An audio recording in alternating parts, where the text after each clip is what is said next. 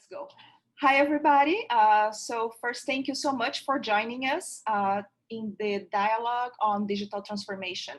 My name is Carolina Rossini, and I'm the CEO of Portland's Institute, which is a think tank nonprofit here based in Washington, D.C., with folks around the world working remotely with us.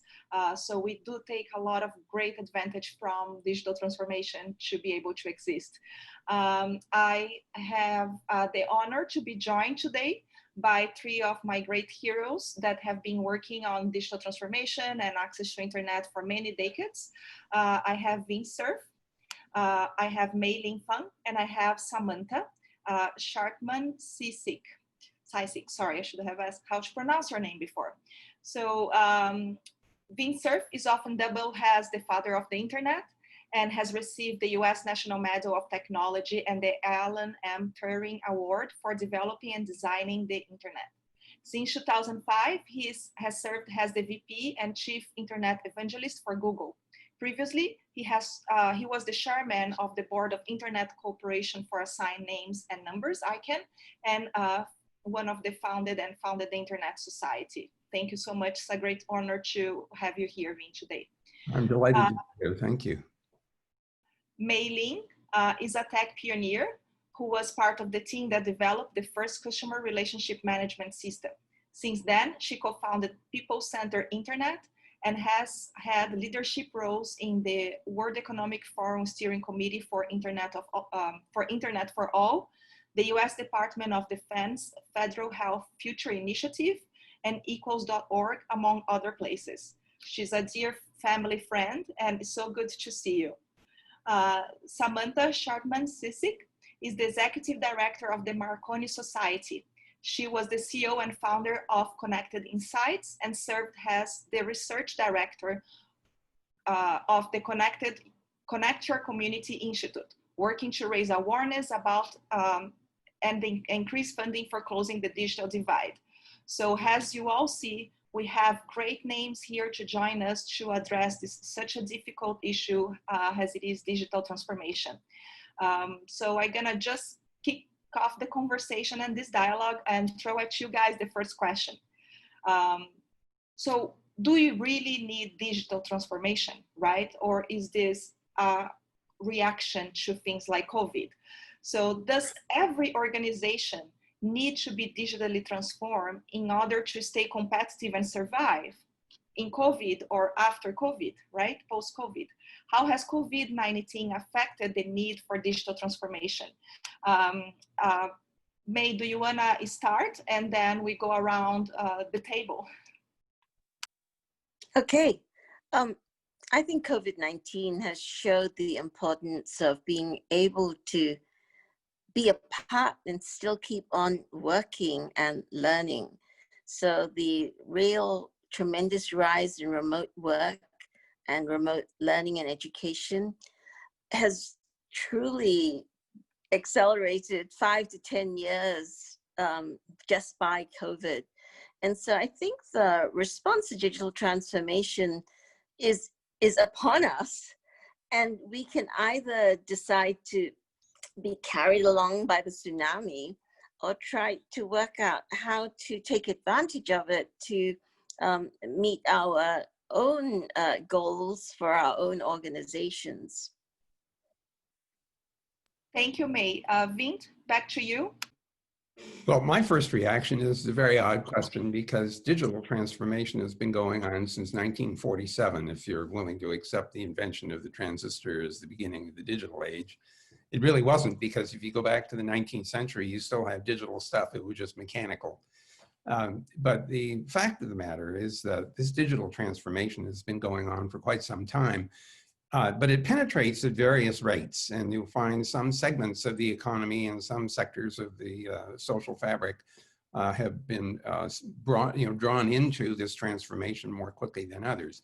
The COVID-19 situation, I think, has highlighted a very great disparity across our society in several different dimensions. It's like a great big bright spotlight, which is highlighting some parts and putting other parts in shadow. The thing that is obvious is that not all work can be done remotely, and that is one of the differentiating factors. There are many people like me and perhaps all of you who are able to work remotely because our work involves a lot of online activity, a lot of email and this kind of video conferencing. But if your work involves physical proximity, where you have to be there, if you're a first responder, for example, you don't do that remotely. There are lots of other jobs, especially jobs that are in the front lines, whether it's serving in the grocery stores or working on a farm somewhere. None of that can be done remotely or over the internet. So the result of the COVID-19 is to highlight that differentiation and also put a lot of pressure on the economy in order to find a way forward until this COVID-19 situation has been resolved. One area that's pretty obvious, of course, is education, and Mei Lin hinted at that in her remarks. People who would have otherwise been in school in an in-person experience are now not in school, trying to get access to education.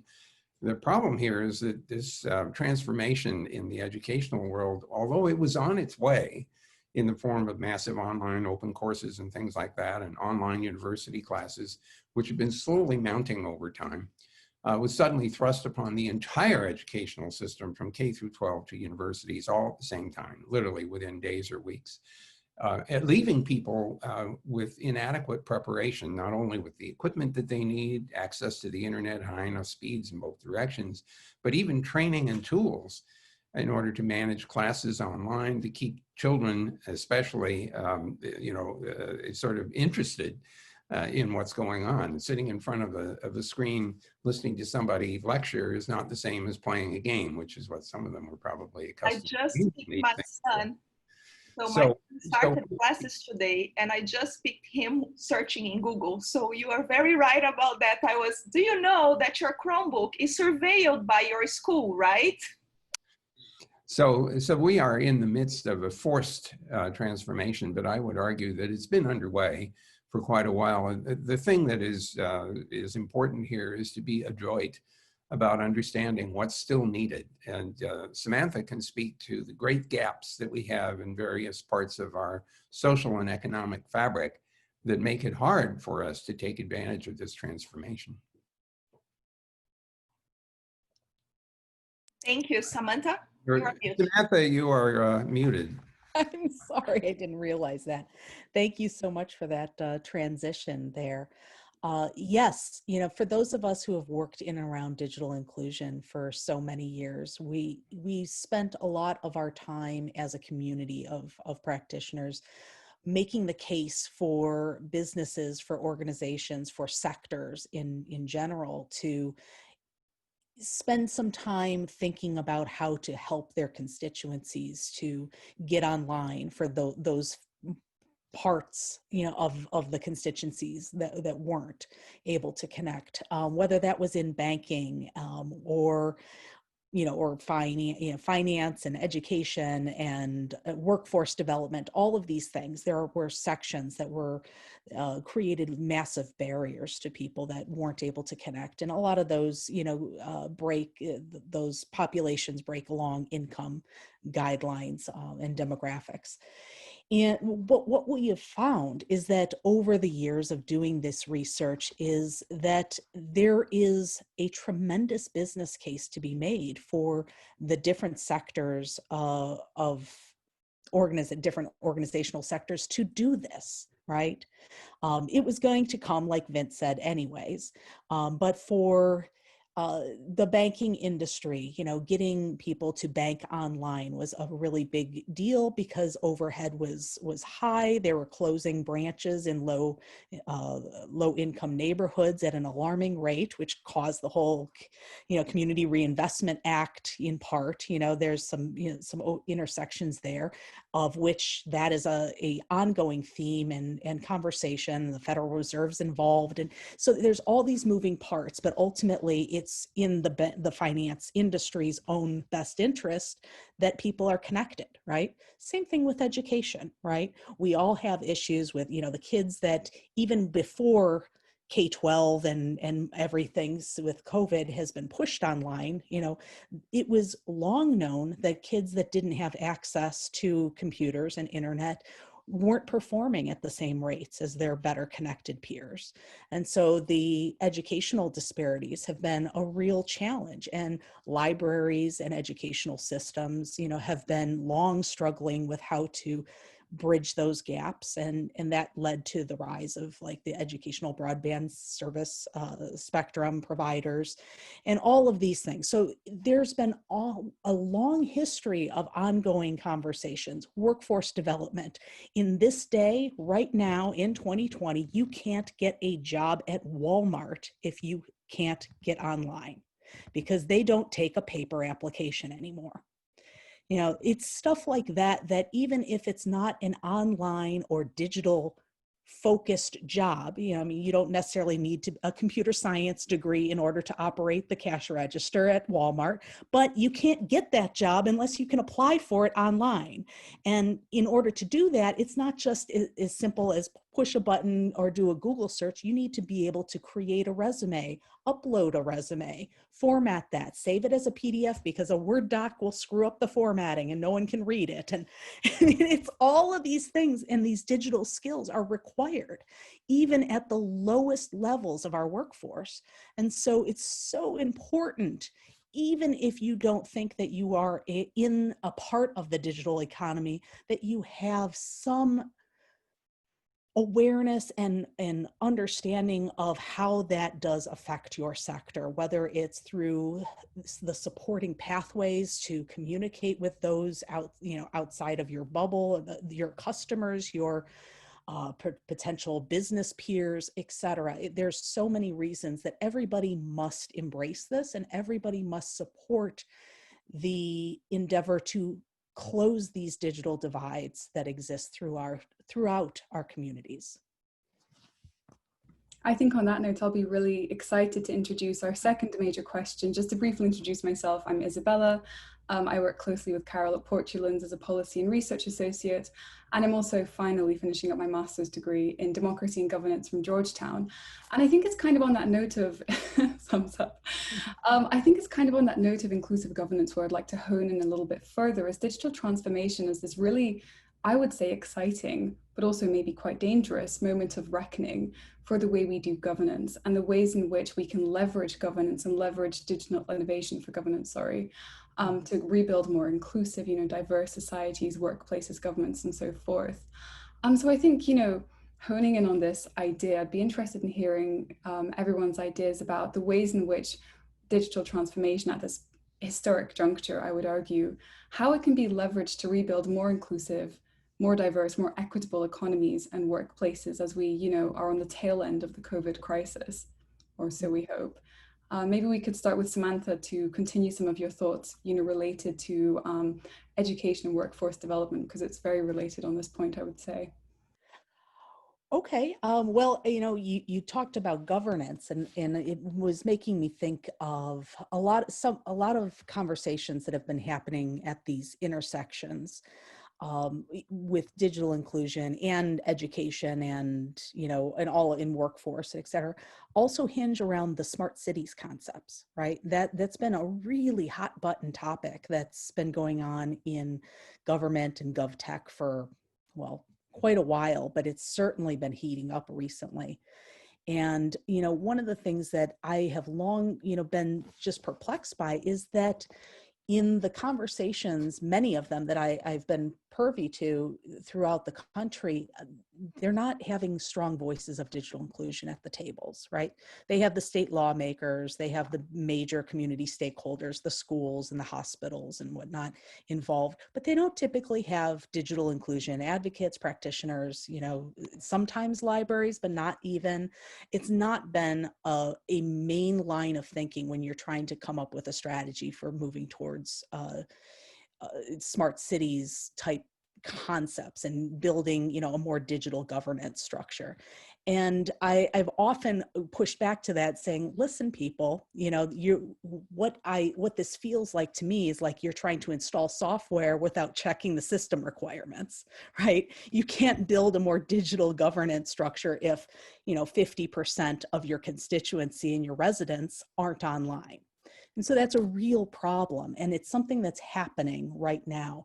And I think right now in Congress, as of last week, I can tell you, if this has changed in the last few days, I haven't looked, but in the last 7 days, there were 17 separate pieces of legislation involving digital inclusion, right? And many of them are about building networks. Many of them are about extending workforce development. Many of them, it is in this spectrum, right? It's about government looking to build increased capacity to shift their constituents and their residents online in order to carry out various things, right? Whether it's, building more infrastructure, helping people to do school online, support those that have been displaced by COVID, in the workforce, et cetera. So government is starting to dip their toe into this pool of maybe it's important for us to play a role here. And it's somewhat of a new and a young role for them to play.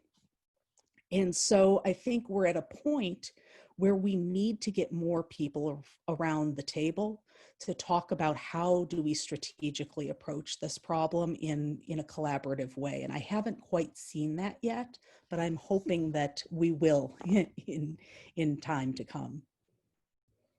Thank you so much. Maybe if we could move on to Vint for some of your thoughts, and then Mei.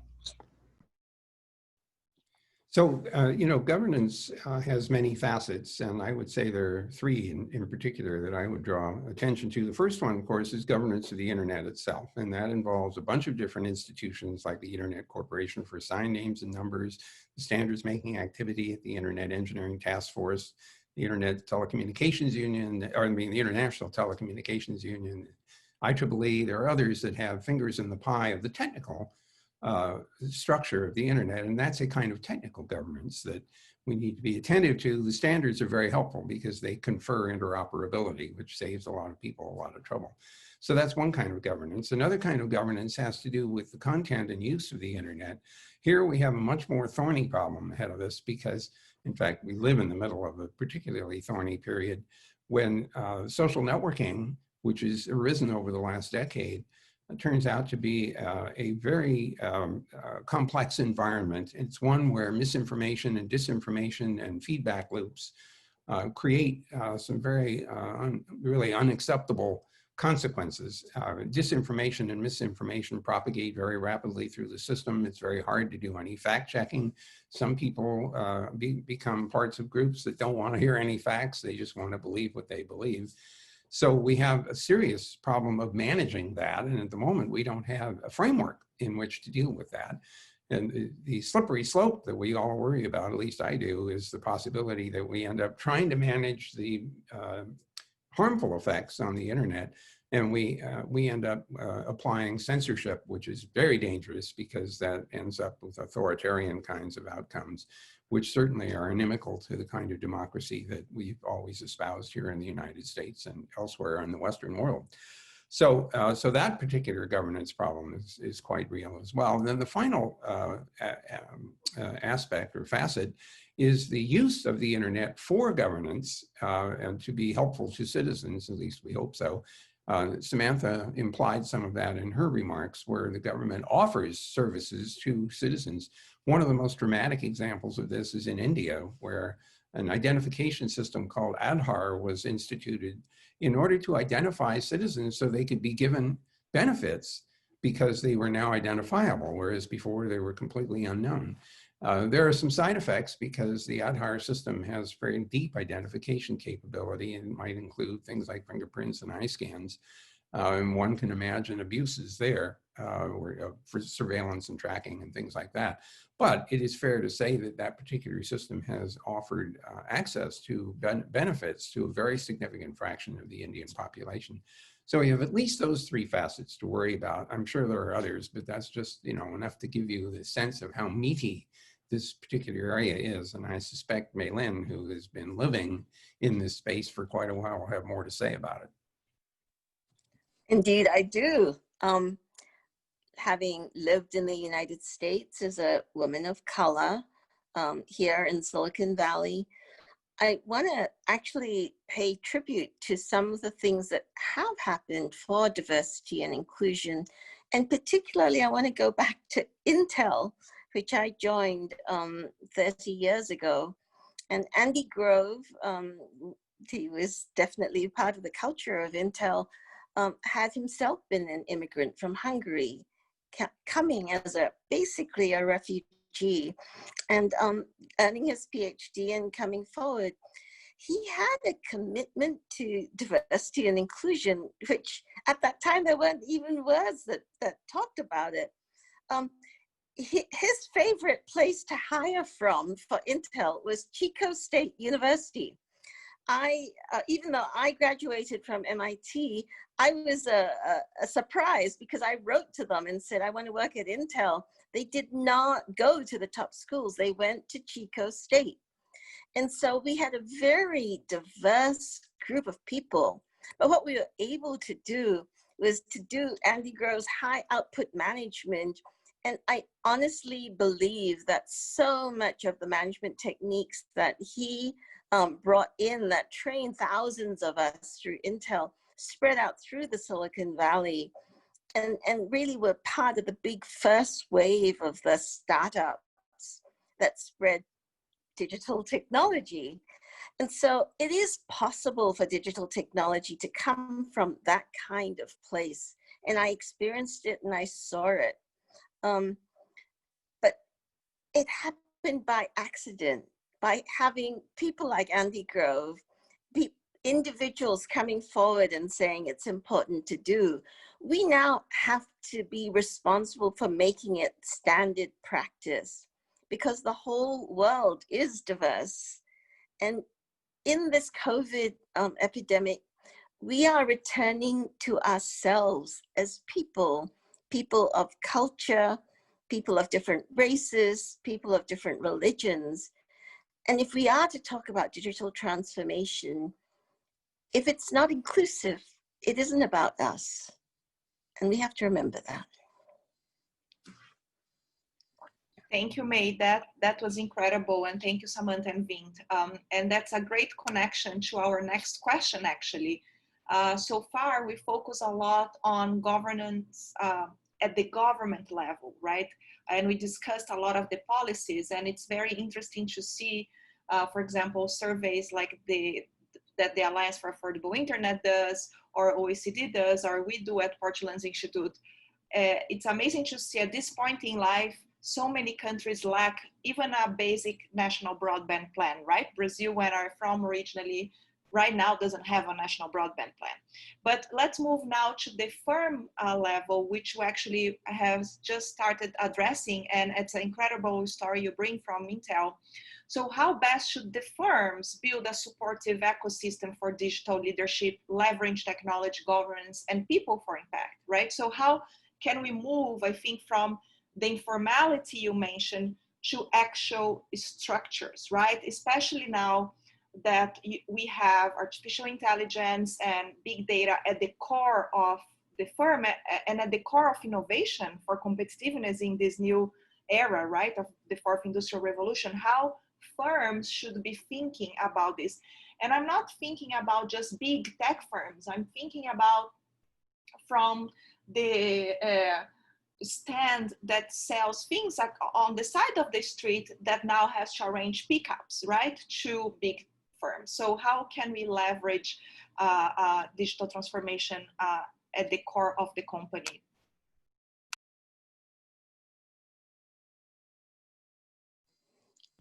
I had to find the unmute button. Actually, I wanted to draw something to your attention. Samantha didn't mention it, I don't think, but at the Marconi Society, she's been very focused on trying to get better information in order to inform policy decisions.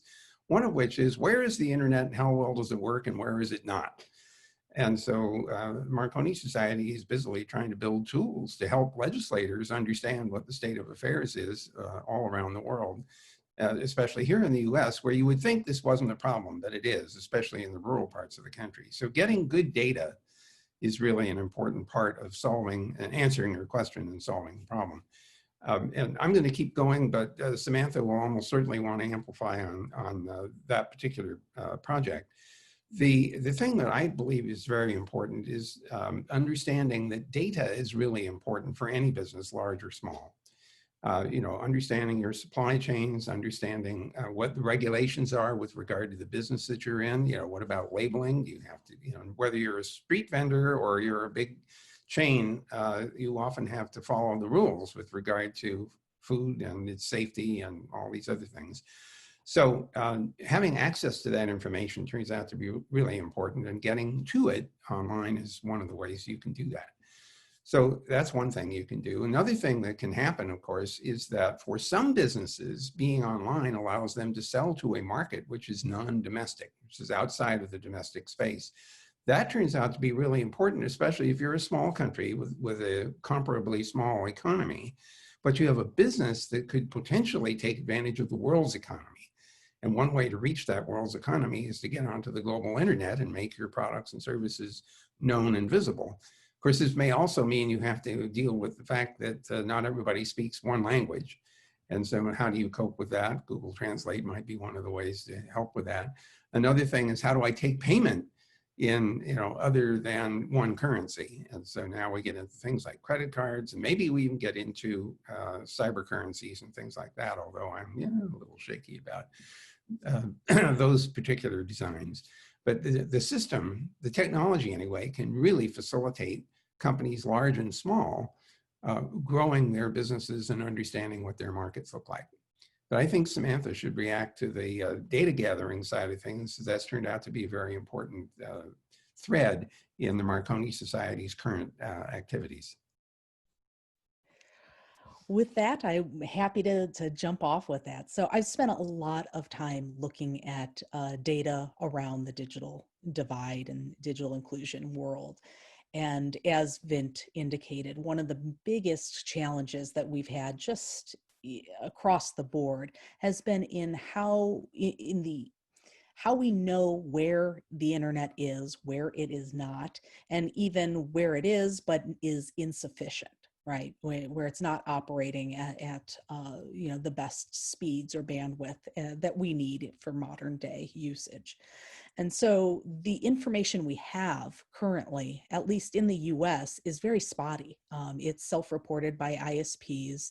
It is reported at the census block level, but the convention is that if a single household or business can be deemed served by a certain ISP, then the entire census block is deemed 100% served. So when census blocks can be several square miles, and they tend to the size varies along in population density is typically how they're configured. So in rural areas, these get to be kind of large, right? And in urban areas, they are smaller, but still, you know, much more population dense. So what you have is you have a map that shows that things are much better than they really are, because it's not taken into consideration these gaps that happen, you know, where connectivity is. And so it's really hard for communities, for governments, for businesses, you know, to decide, I'm going to invest in moving my company here because there's good infrastructure, this is a good, you know, place, the demographics meet, you know, my constituency or whatever, you know, that is. They go there and all of a sudden they can't get online, right? That's a problem. And then there's no government support or incentives for, you know, financial, you know, subsidies or whatnot to create those networks. I mean, so that's really challenging. And what happens is, moreover than just impacting the communities there, because now you have entire populations, you know, that are unserved and now are having, you know, personal problems that relate to that, whether they can't, you know, help their kids with their homework, or they can't, you know, apply for their jobs or whatever it is. But now you also have a disincentive for businesses to invest and start up in certain locations. So you're creating a false, poor, what do I want to say? It's poor intelligence that's out there to inform where people, should set up shop, how to expand, how to improve. The economic development of communities is hinged to our intelligence about where the internet is and how it performs. And so if we aren't extremely clear, if we aren't entirely transparent about that, then we are not able to use the tools and resources that are, built into our governance structures, into our government, into our banking, into whatever, in order to solve those problems. We're working blind. And so it's so important that we do that, right? And that we aren't dependent on the free market and on businesses to provide us that information, because it's a little bit skewed, right? Your competitor is not going to want to be entirely transparent about what they do and don't do, in a certain sector, right? AT&T or Comcast or whichever provider it is not going to want to tell their competitor, hey, I'm not serving this entire place, come on in and pick it up, because they think, well, maybe I'll get around to it later, right? So Samantha, sorry to interrupt. It just occurred to me that I wanted to shift the conversation over to Mei Lin for a moment, because the other, once we figure out where is the internet, where it isn't, and what can we do about that, and what policies can be adopted to increase access to it, affordable, reliable, and so on. Then we have this question of, so, okay, now I have access to it, but is it actually doing me any good? And Mei Lin is chairman of the People-Centered Internet. And that is the thing that they care most about is, how do I deliver internet services in a way that really is useful? So Mei Lin, I think you ought to at least say a little bit about what PCI is trying to accomplish in that space. Thank you, Vint, and so appreciate the work that Samantha is doing at the Marconi Society. I am thinking about what is the change in the global demand and supply chain that we are going to see with this digital transformation. And I see how the people-centered internet is really putting a telescope, taking a look at the future about what we should be paying attention to. Education for the future, absolutely. But what is that future? The current situation is that there is onshoring of products and services to meet local demand. And we are going to see a transformation, both corporate and government, that will make sure that things are produced for local consumption locally. And actually, that's very good for the environment because it reduces transportation costs, use of fossil fuels, and so on. So what's the next level for firms and governments about comparative advantage? Well, the thing is, if you actually want to produce things locally and provide services locally, there's a business-to-business equipment and business-to-business services that are going to be needed. And while you might onshore the business-to-consumer stuff, you are not going to onshore the business-to-business stuff because that's a one-time purchase. So I see that the new specialization for education and for industry going forward with digital connection, really allowing different countries to specialize in new things. We are seeing such a change as from agriculture into industry. Now, how do we prepare people to really flourish in this new connected world? And that has still to be learned. And those who are willing to be pioneers on this are going to actually help those coming behind us. And I think we have a fantastic new opportunity ahead of us. If only we could work together, and that's one of what we do at the People-Centered Internet, really build on the United Nations Initiative on Digital Cooperation. How do we create digital public goods? How do we build digital capacity? And how do we do it together for a flourishing planet and people? This is the most exciting thing for us at the People-Centered Internet and for many of us in the world. And coming from Singapore, I knew what it was like growing up to feel completely disconnected from where things were. But we ended up connecting ourselves. We said, we're not going to be left behind. And we just, by sheer force of will, did it. And those who are willing to actually get on this new path are going to find opportunity beyond our possible imagination. Thank you so much. I think that's, so incredibly thought-provoking and also incredibly optimistic, at this juncture. I think I'll move on to our final question before Carol wraps up. Effectively, I think we're quite lucky to be having this conversation just, I think, a couple weeks or maybe 3 weeks after RightsCon, which was fantastic. Days and days of talking about, digital human rights. And I think for me, at least, it brought up a really interesting question about a balance. How can we balance, this human-centric ethical innovation while also trying to provide, this competitive advantage and trying to, create this movement towards digital progress? And I think I'd be really interested in maybe starting with Mei, so you can continue some of your thoughts, particularly drawing on your experiences, with human-centric, people-centric innovation. So with the following question, I suppose, being, how can we make sure that digital transformation at this moment remains human-centric and ethical, while also providing firms, governments, economies, even individuals with a competitive advantage? So if we could start with Mei and then maybe move on to Samantha and then Vint to finish. We have to bring in the entity of community. You did not mention community, but our sense of place is in our DNA. That's how we nurture children.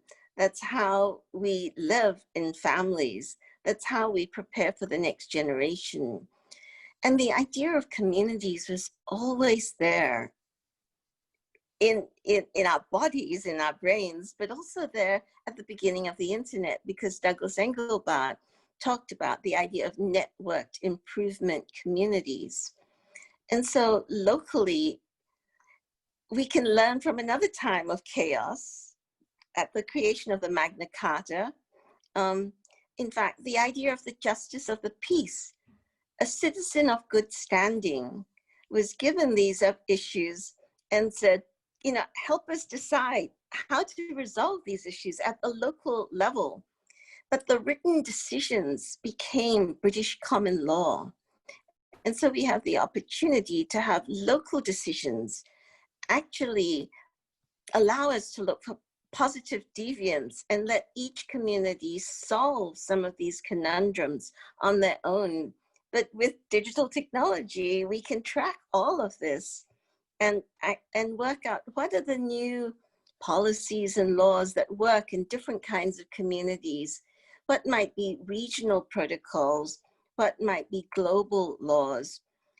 Singapore, where I grew up, chaired the UN Law of the Sea conference. And I think we are not ready for something like that in digital, but we are absolutely ready for each community having an ombudsman for digital issues so that people can raise it and resolve these issues locally, and we can learn from each other.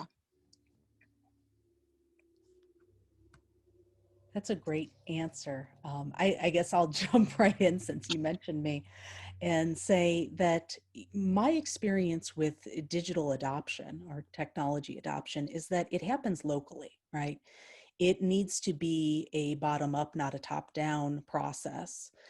You are much more likely to adopt something new, whether that is a new piece of technology or whether it's a new piece of information, if it is provided to you or shared with you from someone in your trusted network.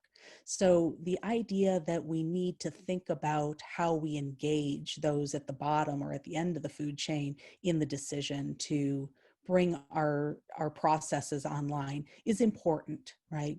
The idea of build it and they will come, or start, creating a process and forcing it down on constituencies is not going to be a sustainable or necessarily productive outcome all the time, just for that reason.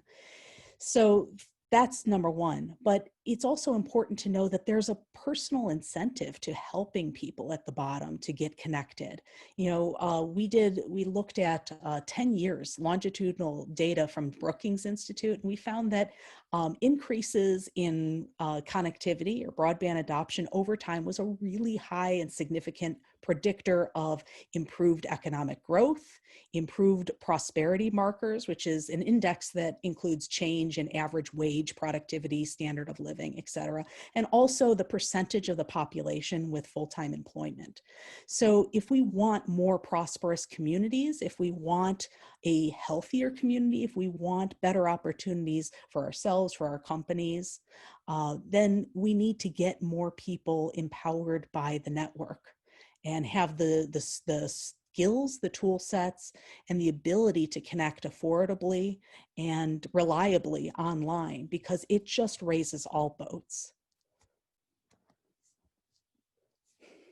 So there is a conundrum in what Samantha says, however. There is a possibility that the reason you see an increase in connectivity is because the economy got better and people could afford access to the internet, so they subscribed to it, as opposed to being subscribed to the internet was causative and created the increase in the economy. And I think that we're actually seeing a mix of both of those things happening in the statistics that you see.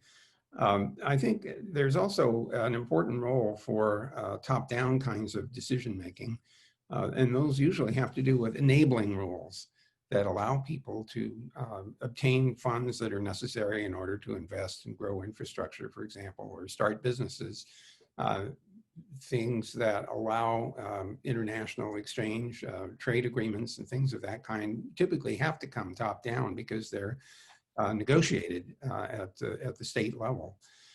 So we shouldn't lose track of the fact that there are important things that have to happen at the top level. I would also point out that if we want an environment, an online environment, in which we feel safe and secure, and that we feel that environment is enabling, then we may very well need both national and international agreements in order to enforce that condition. There is a lot of harmful things that can happen in the internet, and they happen every day, whether it's distribution of malware or ransomware attacks or denial of service attacks, or simply bullying and all kinds of other things that happen in the social networking environment, to say nothing of misinformation and disinformation, attacks against other countries' electoral activities. I mean, my God, the list is really long. There has to be some national and international agreement on norms of behavior that we might actually be able to collaboratively enforce. And what that typically means is that you need extradition arrangements, you need the cooperation to go after someone who is harming others, especially if they're in a different jurisdiction. All of those things are still needed and are still lacking in much of the internet's infrastructure writ large. So there's plenty of work to be done to take advantage of the technology that's been developed. In some sense, our legal systems and our social systems have got to catch up to the technology which is already upon us. And for those reasons, we're having conferences like the one that we're in the middle of right this moment to try to focus attention on places that need attention and improvement in order to make this a positive outcome for everyone. Thank you, Vint. That was great, and also a great wrap up. I just want to ask if you guys have any final thoughts you want to share for now. It's Vint. I have just one. I have news for everybody. There's an internet in your future. Resistance is futile. Exactly. Samantha, Mei? Samantha, go ahead first. Oh, I'm not sure I have nearly anything as witty as what Vint says, but all I can say is that from working alongside every sector, there is a value to both the business and to the constituencies for bringing people online. There is no downside I have ever found to doing this. So investment from all sides, whether it is at the community level or a corporation level or even a local individual level, being online brings many, many benefits. And so I think all of us should be thinking collaboratively about how we connect the next million people. Thank you. Mei? I want to leave with some thoughts from our PCI project called Project Eagle Feather. For Indigenous people to be connected, they are teaching us so much about what they require of anything they decide to bring into their community, because they have seen the harms that just change can bring in without proper thinking. Matthew Rantanen has really investigated how to bring in technology in a way that is helpful and augmenting and not destructive. And as COVID sweeps our world, it makes me realize each of us are part of an Indigenous community. Our Indigenous community has to decide, how do we want the internet to help future generations, to help our families, to help our friends move forward? And this is a time for a worldwide pause. And it's not, it's imposed on us, and yet it may be our salvation so that we can return to ourselves and our humanity. Thank you. Thank you, Mei. That was wonderful. So it's, for me, from this conversation, it's clear that technology has progressed at a very fast pace over the last few decades. And it really permeates all aspects of our life, wanting it or not.